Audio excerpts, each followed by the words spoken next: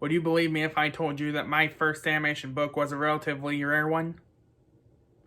Would you believe me if I told you I read it back in elementary school? Would you believe me if I told you I have it right now? This is Here's Bobby's World, How a TV Cartoon is Made. When I was a kid, I read this book back in elementary school. It was a rainy day, and all the kids were playing in the classrooms. So I just found that book, and back then I had no idea what any of it meant. But now, I see all of its value.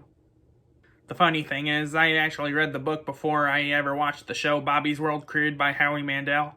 But the first episode I seen was a Halloween episode, which is fitting considering Halloween's coming up soon.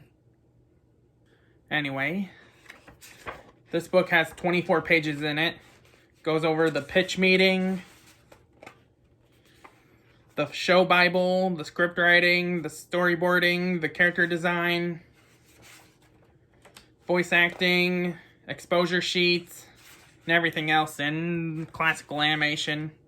And I say classical because this book came out in '96, and back then they were still using cell paints. I tell you, if that Bobby's World revival happens, they're gonna have to update this book for the new age of animation, with computers, digital ink and paint, and whatnot.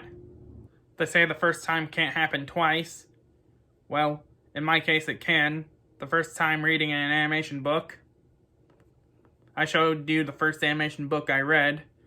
I didn't show you the first one I ever owned. But I'll talk about that one next video.